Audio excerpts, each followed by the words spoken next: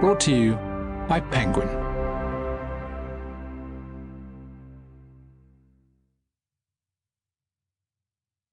At Risk by Stella Rimington. Read by Amy Noble. To my granddaughter Charlotte.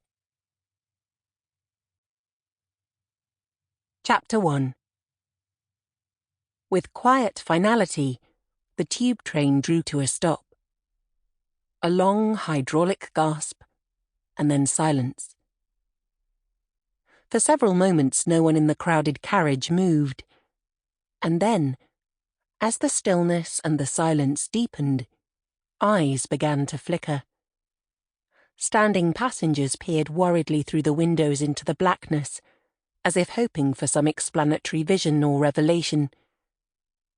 They were halfway between Mornington Crescent and Euston, Liz Carlyle calculated. It was 8:05, it was Monday, and she was almost certainly going to be late for work. Around her pressed the smell of other people's damp clothes. A wet briefcase, not her own, rested in her lap. Nestling her chin into her velvet scarf, Liz leaned back into her seat and cautiously extended her feet in front of her. She shouldn't have worn the pointed plum-coloured shoes.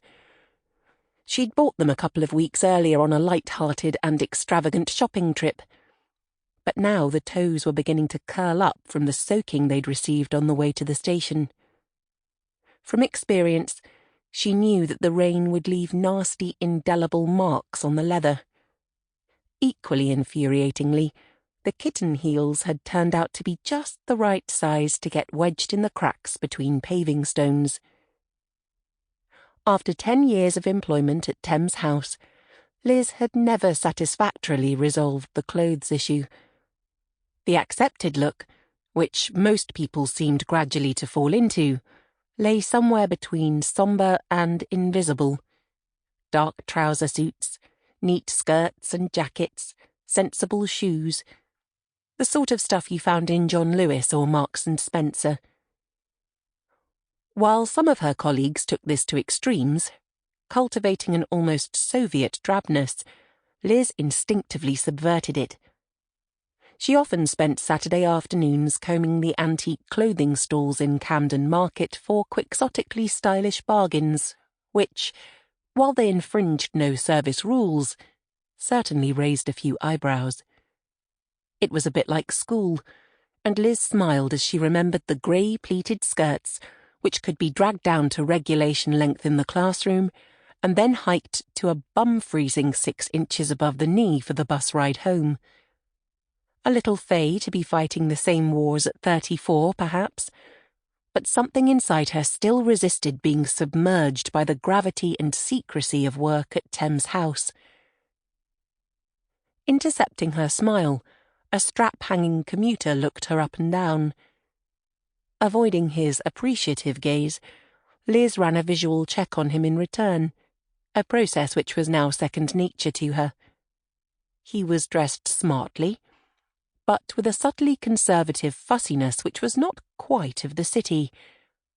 The upper slopes of academia, perhaps? No. The suit was handmade. Medicine? The well-kept hands supported that idea, as did the benign but unmistakable arrogance of his appraisal. A consultant with a few years' private practice and a dozen pliant nurses behind him, Liz decided, headed for one of the larger teaching hospitals. And next to him, a goth girl. Purple hair extensions, Sisters of Mercy t-shirt under the bondage jacket, pierced everything. A bit early in the day, though, for one of her tribe to be up and about.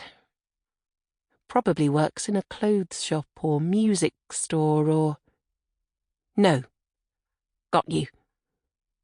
The faint, shiny ridge on the thumb where the scissors pressed.